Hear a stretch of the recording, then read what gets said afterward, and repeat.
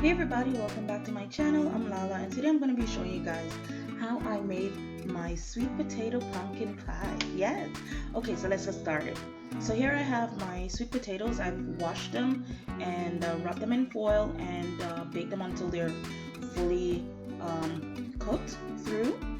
So I'm basically just unwrapping them and stripping the skin and then adding it to my bowl. Okay.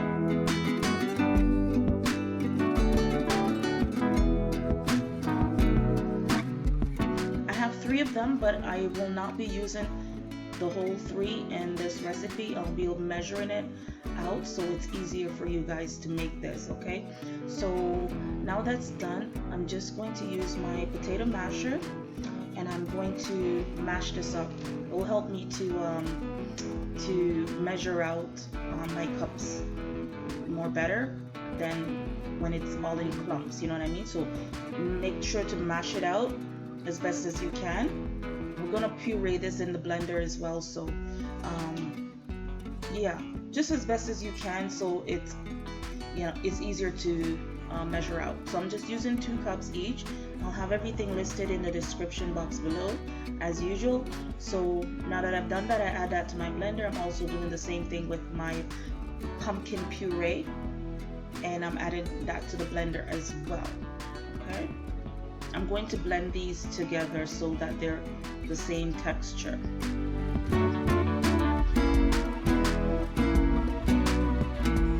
Alright, so now I'm gonna be blending this. This gave me a little bit of trouble because everything was so thick.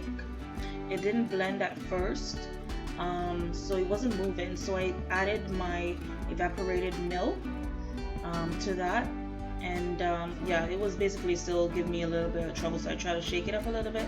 So I mean, you can add it to it and then stir it up a little bit so it's not so, you know, so thick, and then yeah, and then blend it up.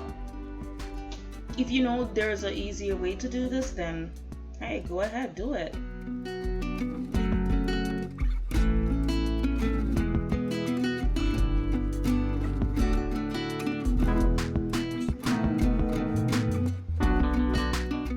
Though it did give me a little bit of trouble blend up because it was so thick, it still did blend up afterwards and everything was nice and creamy and it came together very well, so it worked out.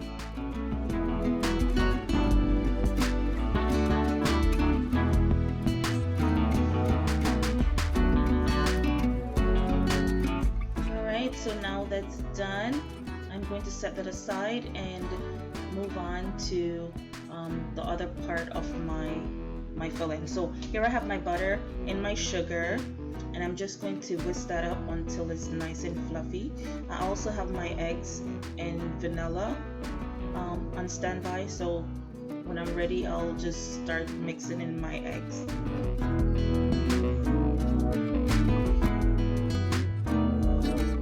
The mixing took me about 1.5 minutes to about 2 minutes, so yeah, it doesn't take very long.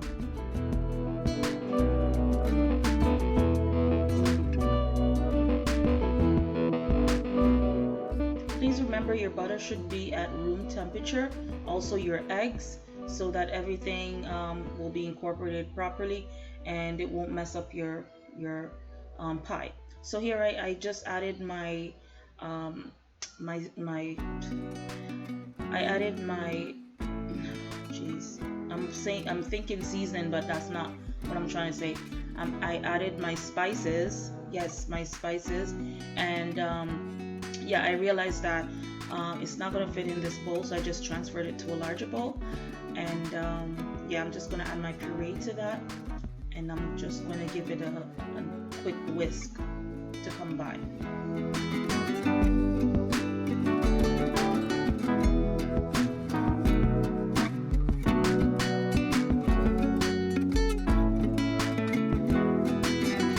So I'm going to show you guys how I make my crust. It's very easy, 4 ingredients, and I got this recipe on Pinterest like years ago and it's my go-to. I have not used any other crust.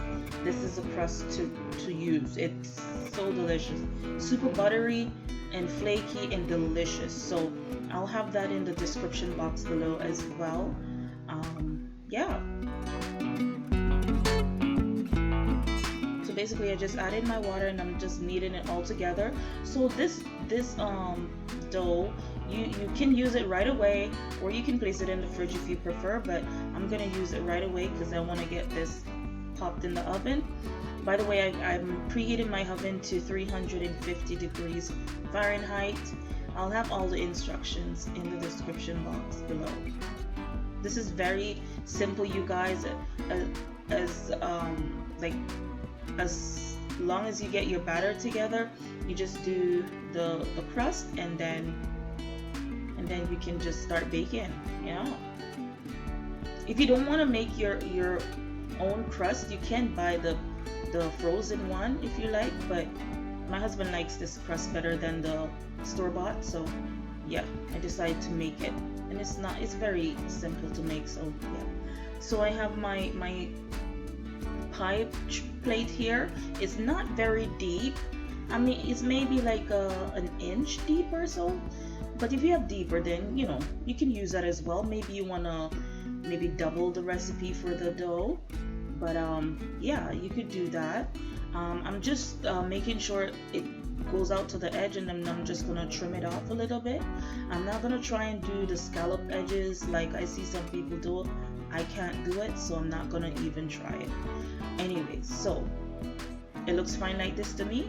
And yeah, so basically I'm using a fork just to poke some holes in the bottom. Yeah, just so that steam rises so it doesn't puff up. Alright, now I'm adding my filling. I'm adding it all the way to the brim. Why I'm doing this? Because as soon as it bakes and it's cooling down, it will sink a little bit, just a little bit, not too much.